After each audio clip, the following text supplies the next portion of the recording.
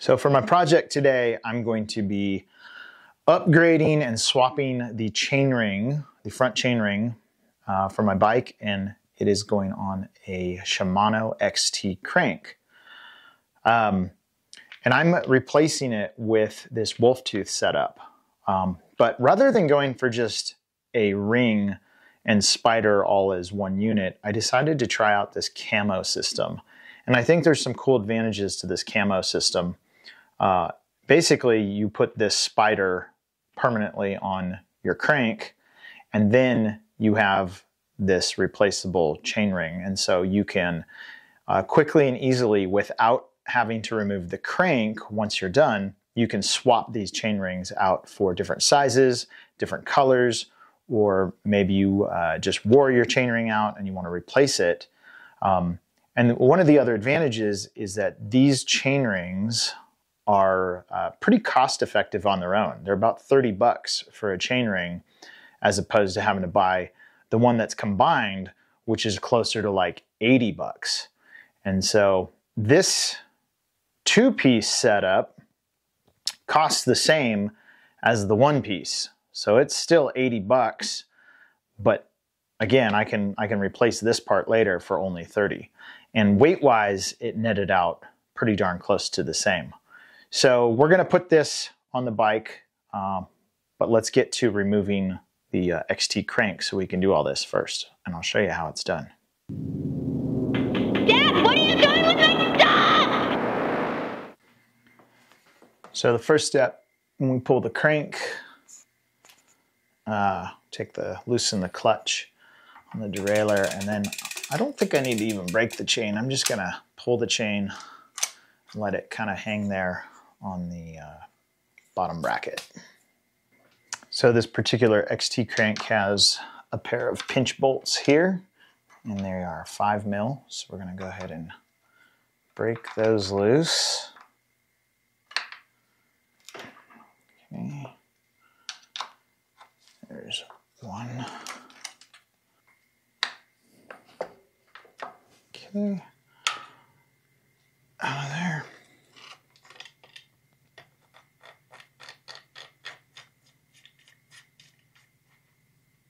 Okay. There's the retainer nut. And at that point, this crank arm should come off, just like that. Back on the drive side, we can now just pull this whole spindle right out of the bottom bracket. Okay, there we go. Let's take this over to the workbench. I just bought a low-cost tool off Amazon, and this thing should slip right over the spindle. It has a couple rubber O-rings that help hold it kind of like tight on the spindle, which is kind of actually cool, so it doesn't just fall. Okay, and that had a nice positive connection to that lock ring. And then here I can either use a big hex wrench, or I think one of these bottom bracket tools is supposed to fit on there. Okay, yeah, it does. That fits right on. So I'm just going to pop that loose. There it goes. Let's keep undoing that. All right. And there's that little, man, it's a really thin lock ring. You definitely need that tool to use that. There you go. Okay.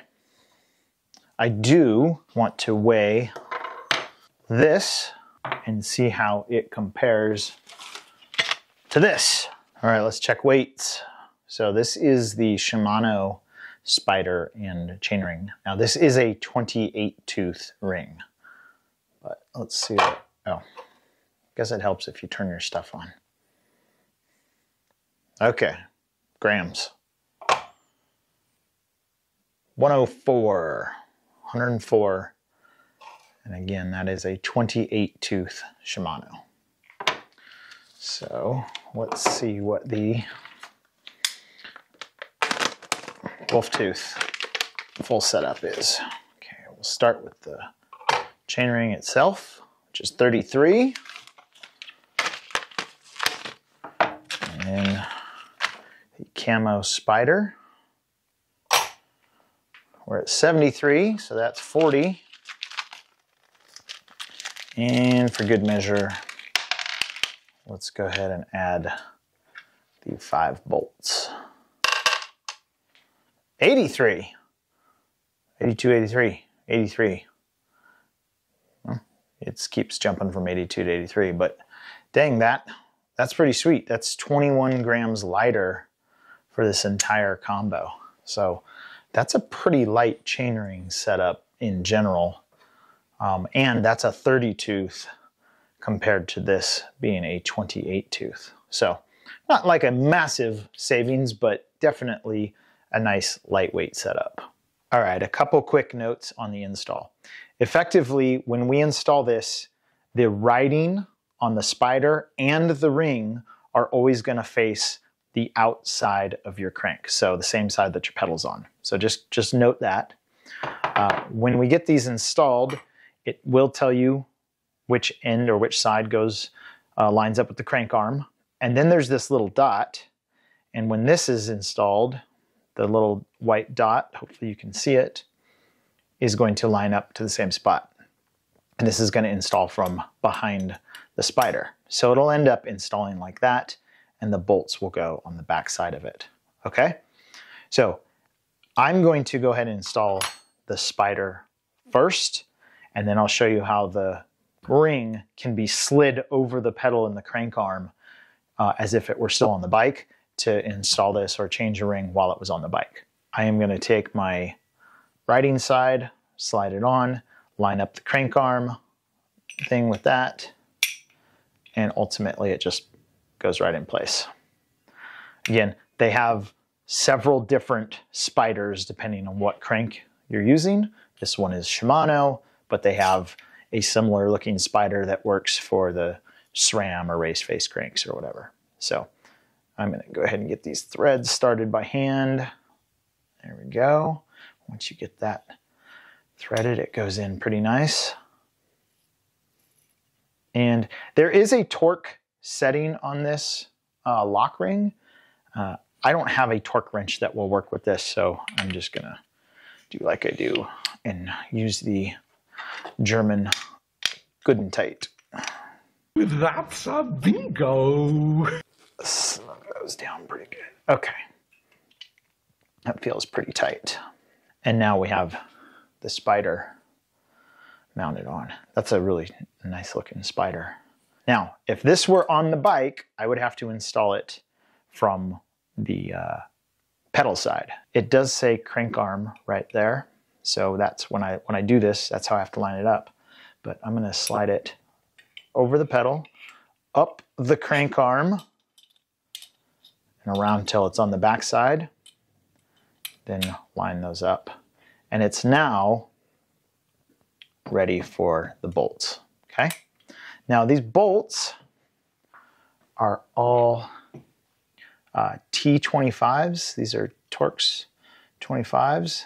I'm going to snug a couple of these in, hold everything in place. I don't see a specific torque setting for these bolts. So I'm just going to tighten them down. Finish those off. Okay. One, and I'll just tighten these in a star pattern. And 5. All we have to do is put this back on the bike. Okay, I got some grease on that spindle. Cleaned that up a bit with a rag. We're going to go ahead and shove that through. And now we can put our crank arm on the opposite side. All right, crank is fully installed. All we have to do is put the chain back on. So get a little slack on our chain. Make sure you line up the narrow wide pattern.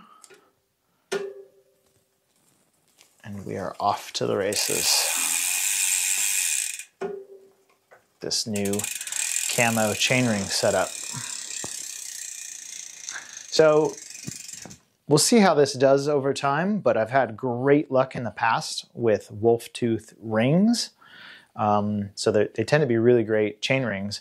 But this setup I think is really cool because again, if I want to swap this to a different size ring, I can do that without having to remove that crank off the bike. I can just loosen those bolts from the backside and take the ring off and slide a new one on, or I could change colors or whatever. So really cool setup. Pretty easy to install overall, and I think a great system going forward, and a great upgrade for this crank, and really any crank. So anyway, that's it. Thanks so much for watching, and have a great day.